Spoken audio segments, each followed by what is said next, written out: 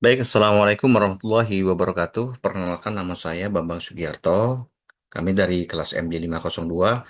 Pada kesempatan kali ini, saya akan mempresentasikan ujian akhir semester mata kuliah Manajemen Risiko, di mana yang akan saya eh, bawahi materinya adalah fokus ke SDM.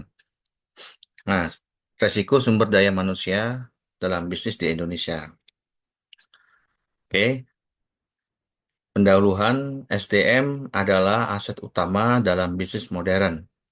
Resiko SDM yang tidak terkelola dapat menyebabkan gangguan operasional dan keuangan. Contoh kasus, PHK massal di Eviseri menunjukkan tantangan bisnis dalam pengelolaan tenaga kerja. Perlunya pendekatan manajemen risiko untuk mengantisipasi dan menangani tantangan SDM. Nah, identifikasi risiko SDM di Indonesia. Pertama adalah PHK massal, krisis finansial, dan ketidakpastian bisnis menyebabkan PHK. Turnover tinggi, karyawan berpindah kerja karena kurangnya kesejahteraan. Regulasi ketenagakerjaan, kebijakan pemerintah yang berubah-ubah menciptakan ketidakpastian. Kesenjangan keterampilan, banyak perusahaan kesulitan mendapatkan SDM dengan keterampilan yang dibutuhkan. Penilaian risiko SDM. PHK massal, probabilitas tinggi, dampak sangat tinggi.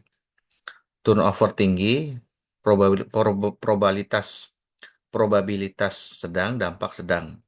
Regulasi ketenagakerjaan, probabilitas rendah, dampak tinggi.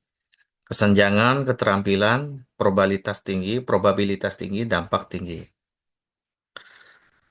Nah, di sini akan kita lihat bersama yaitu studi kasus Eviseri ya.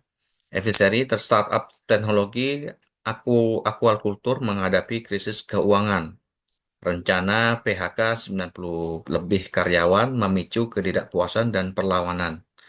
Penyebab utama ketergantungan pada pendanaan investor, rendahnya profitabilitas, risiko utama, gangguan operasional, reputasi buruk, dan kehilangan kepercayaan investor.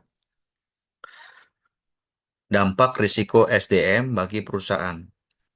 Penurunan produktivitas akibat ketidakstabilan tenaga kerja, biaya tinggi untuk rekrutmen dan pelatihan ulang akibat turnover tinggi, potensi konflik tenaga kerja yang merugikan citra perusahaan, kesulitan dalam ekspansi bisnis akibat kurangnya SDM berkualitas.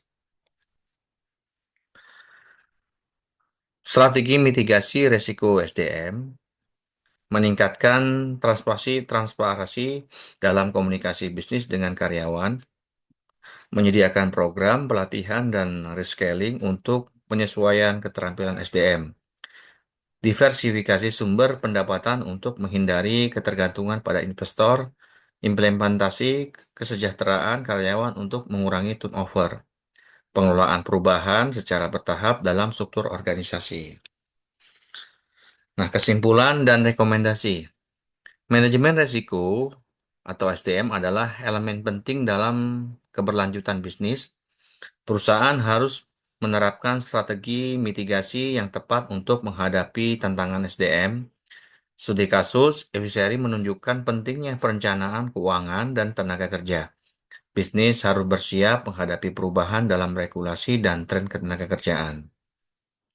Baik, demikian presentasi saya mata kuliah manajemen risiko. Mudah-mudahan manfaat buat saya dan menambah wawasan pengetahuan. Terima kasih. Saya Heri. Assalamualaikum warahmatullahi wabarakatuh.